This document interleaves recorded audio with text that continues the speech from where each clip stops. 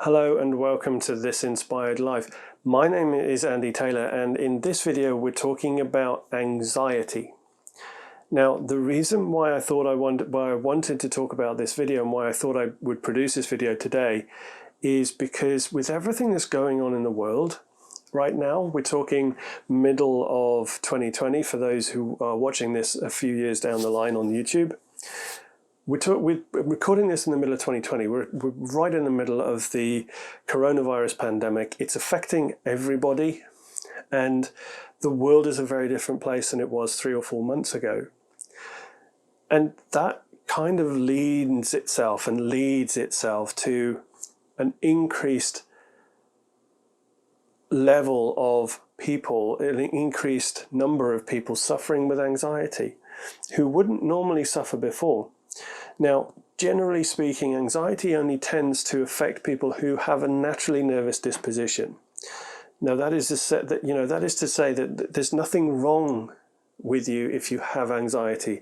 I just want to get that out there right at the beginning here, because there is nothing wrong with you just because you are currently suffering with anxiety. It is just something that's going on in your head which you may not be particularly clear on. And you may not be able to get particularly clear information on the internet about to understand it. Now, in order to combat something, in order to prevent something from happening or to fight it and ward it off, the first thing we need to do is to understand it. So that is what this video is about. It will be as long as it will be. I just want to take the time today to at least give you some hope and some idea that there is hope for you. There is light at the end of the tunnel, because anxiety is not something that tends to hang around. Now, I know that you are probably all looking and screaming at the screen right now saying, well, I know someone that's been anxious and had suffered from anxiety for 20, 30, 40, 50 years. You may do, but the reason for the continual sufferance of anxiety is lack of understanding as to what it is and what to do about it.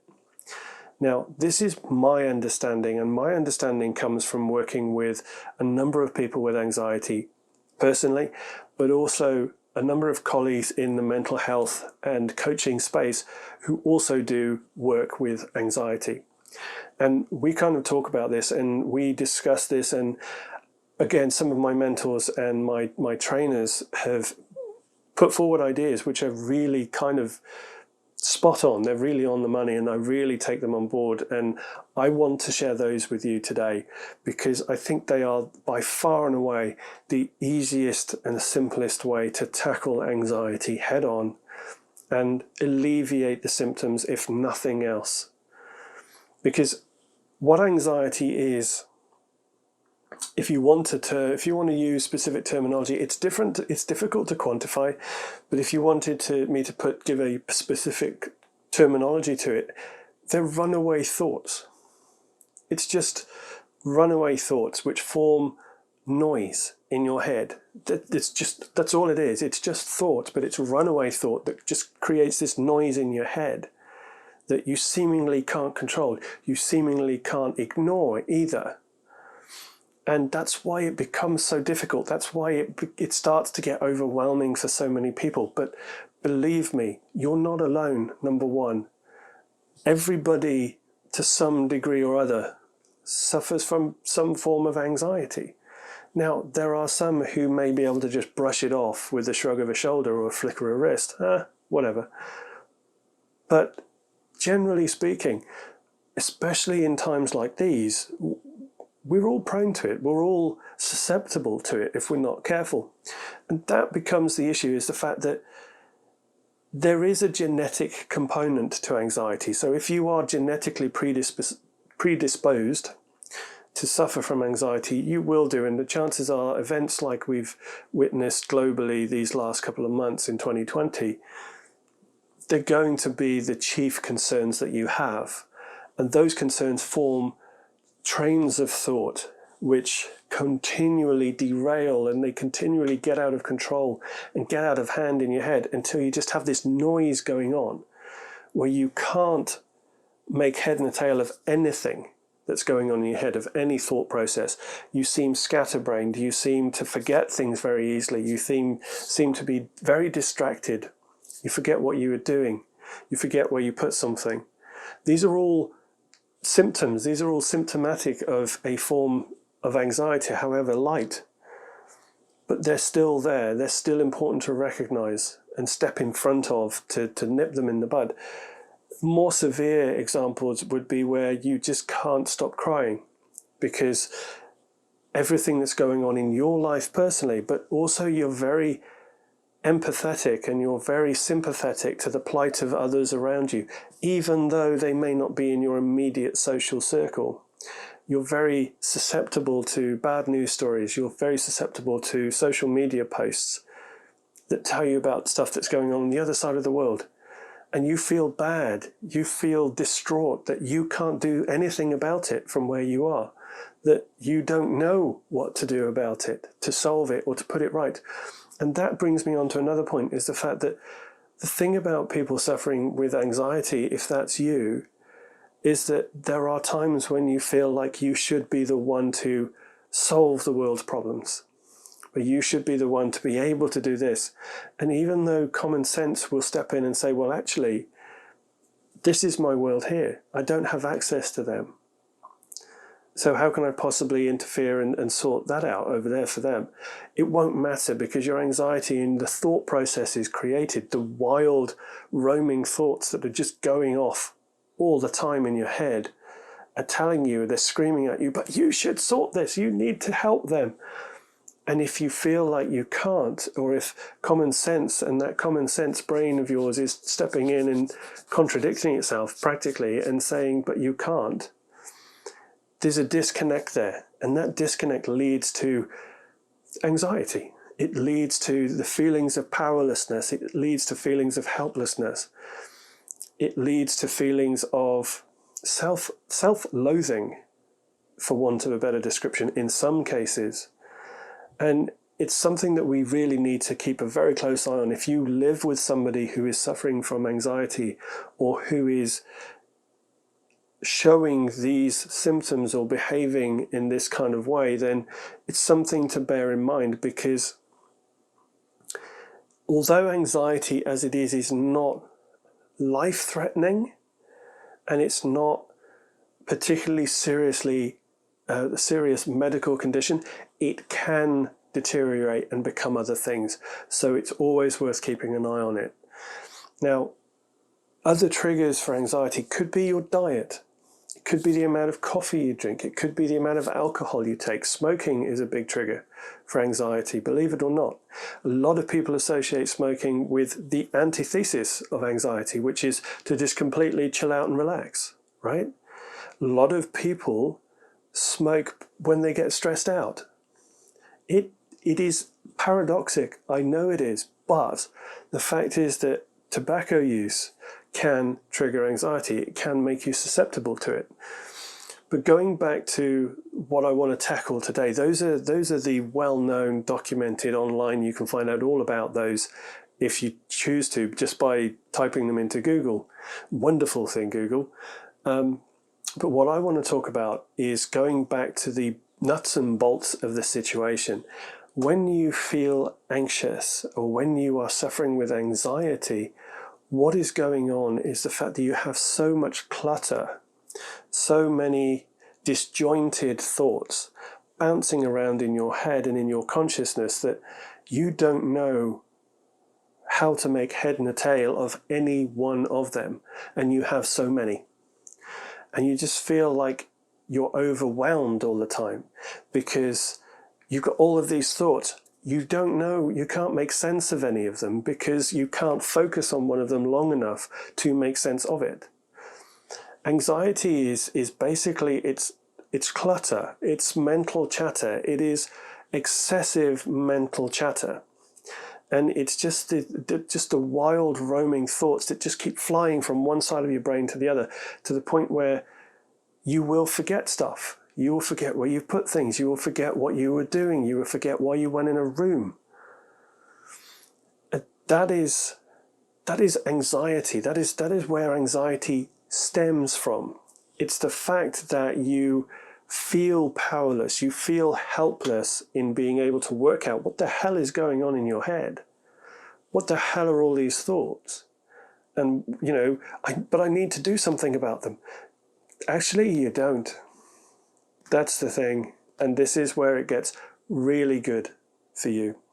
If you are suffering with anxiety, or you are living with or friends with or a relation of someone suffering with anxiety, really pay attention to this next part, because these are arguably the most effective ways to deal with anxiety that I've come across.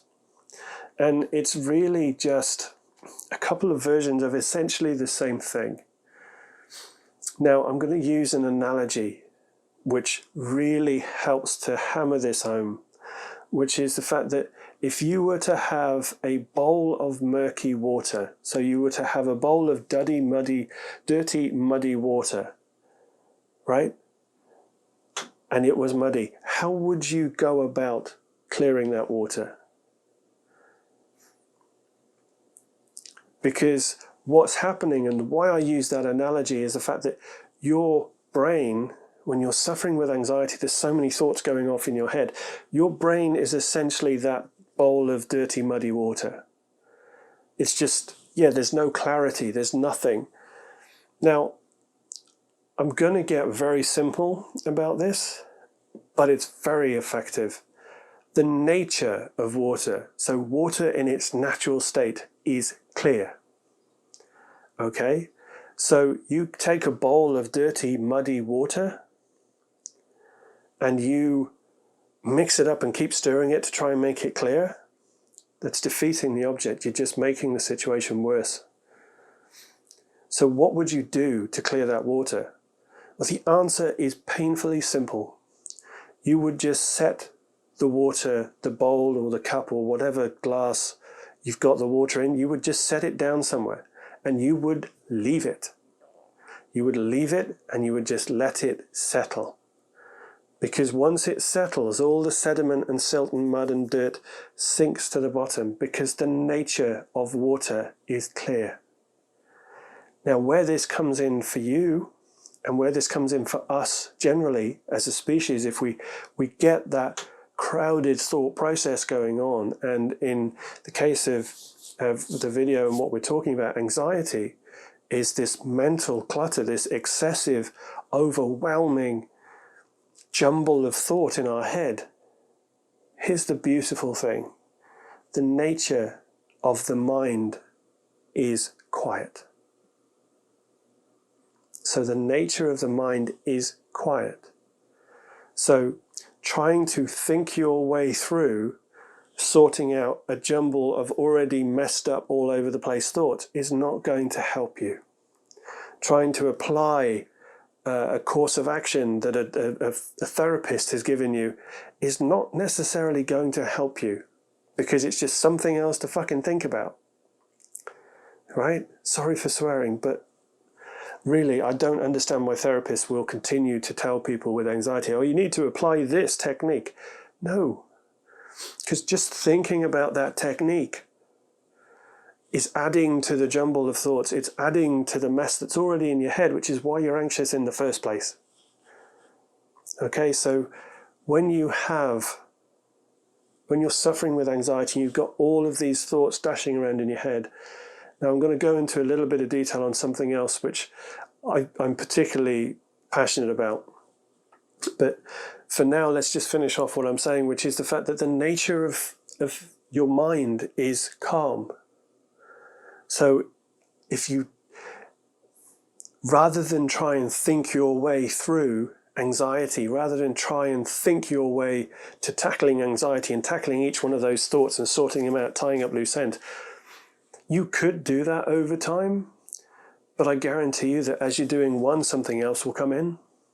So it's like painting the Forth Road Bridge in Scotland. By the time you finish, you've got to go back to the other end and start again.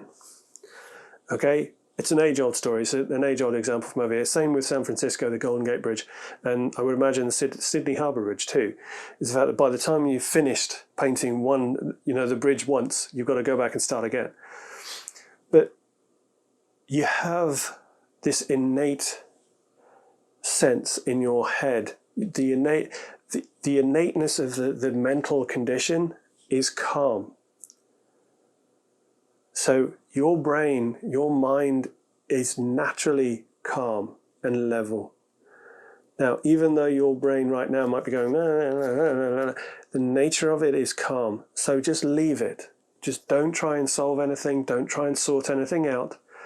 Just step back, go somewhere that relaxes you, take a few deep breaths, and just let your mind go. Meditation is a really great tool for people suffering with anxiety because it helps to calm them. What I would suggest is even better, if you have some experience with meditation, is try and avoid guided meditations. Guided meditations are great, don't get me wrong, I do them myself. But for anxiety, what I would personally say is find some just meditative music that you can just put on in the background very quietly.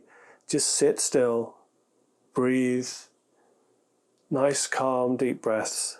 And as you will find, very, very quickly, your mind will go back to its natural state, which is calm.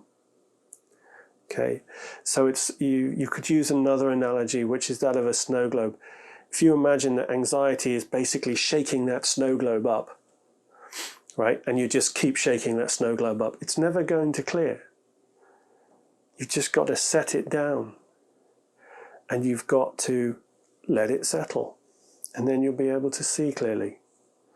That is actually that was my next suggestion to help you through this, is to get hold of a snow globe. And every time you feel your brain like that and you feel like you're getting anxious, shake that bad boy up. Just shake it up real hard. Set it down somewhere and then just sit and watch it.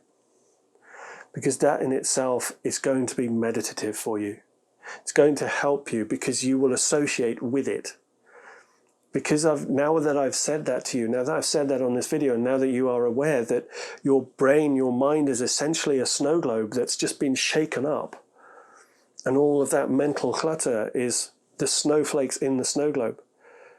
The idea and the practice of physically taking a snow globe, shaking the shit out of it, and then setting it down, and then watching as it settles. As you watch it settle, you will begin to notice with practice and repetition that your thinking, your brain, your mind will settle too. So that's the importance of this. And this is what I want to try and get across, is the fact that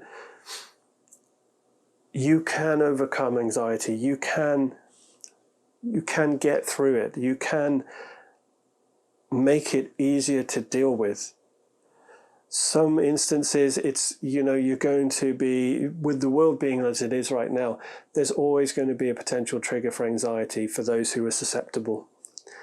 And I'm sorry, I can't personally do anything about that. But what I can do is give you a couple of tools, which I've done, to allow you to, when you notice it, when you notice yourself starting to become anxious, just sit down, take a few deep breaths, put on some meditative music, and just let your mind settle. Or better yet, get that snow globe. You can get them on Amazon. Get that snow globe, shake the shit out of it. Just place it somewhere where you can sit and watch it. And watch it settle. And after a while, over time, you will notice that as the snow settles in the snow globe, so your mind and your thinking and your thoughts will settle too. One last thing that I wanted to point out, and this is what I mentioned just briefly earlier, is the fact that something that a lot of people tend to suffer from when they are suffering with anxiety is the sense of they have to solve the world's issues. They have to solve everything. You really don't. It's not up to you. It's not up to you. It's not your choice. It's not your decision to make. And another thing that's associated with anxiety is guilt. They say that survivor's guilt is where people suffer from anxiety who have survivor's guilt. So basically some event has happened which has injured or taken the lives of people they know, and the people who survive suffer such guilt that they become anxious to the point where they need to be medicated. And I'm just here to tell you that there are support networks out there for you. There are people here who will help you when you start to really suffer with anxiety in the future. The two examples, the two exercises, the two little techniques that I've just shared with you will go a long way to help you to cope with your anxiety. And it sounds so simple. And I'm sure that a lot of people will hear me say that and watch the video and hear me say that and think that's ridiculous and never try it. But trust me, it is so simple, but it's so effective. Because the brain is naturally quiet. Your mind is a naturally quiet, calm place. But with everything that's going on, you are just experiencing this whole jumble of thoughts going on all over the place, and it's so easy to get wrapped up in it. It's so easy to start the thought process over and over again. Oh, I need to do something about that. I need to sort this out. I need to do this. And you just get so overwhelmed that you forget something. You forget things. You forget to do stuff. You forget where you put things. And you can get so wrapped up in your own thinking that it affects other areas of your life. And I'm here to say that it doesn't have to. Because for me, anxiety, and I suffered with anxiety. For many years, I was a very, very anxious, on-edge guy. And I had good cause to, but it's just something that really troubled me before I got involved in coaching, it has to be said. But it was just something that really troubled me. It was a real problem for me. It was during my teenage years, and it was such an issue for me that I really withdrew completely. And it's not the first time in my life that I've withdrawn. And it was just such a crazy experience and a crazy time for me that I wish I'd known this then. Because when you understand something, that is the time you are more able to do something about it. So in order to solve a problem, or in order to help yourself deal with an issue, you need to understand the issue, or you need to understand the problem. So that's what this video has been about, is helping you to understand what anxiety is at its basic level. It's just a whole jumble of thoughts that have got no meaning, that are just bouncing around your head, pulling your attention, pulling your focus, making you forget things, making you feel less than worthy, making you feel unhappy, making you feel sad, making you upset, making you cry, because you feel so powerless, you feel hopeless and helpless. But it doesn't have to be that way, and the answer is so simple. And it's to help the brain, help your mind reset itself. Help your mind settle back to its natural state, which is calm and quiet. I really hope this video has been useful. I really do. This is such a passion project for me, because like I said, I've gone through it a couple of times in my life, and I really wish I'd known this then. Because thinking back, it's exactly how I felt. I felt as if the weight of the world was on my shoulders. I felt as if I had to solve everything that was going on in my head. And then the realization that, do you know what? Just because there's a thought in my head doesn't mean it's mine. It just means there's a thought in my head. It's a thought, not necessarily mine. And it certainly doesn't mean that I'm responsible for doing something about it. It just means there's a thought in my head. So I'm going to leave it there. I do hope this has been useful. Please let me know how you're getting on. And I hope you've gotten some value from this. And please stay tuned to the channel, subscribe, hit the like button, and I'll see you again very soon in the next one.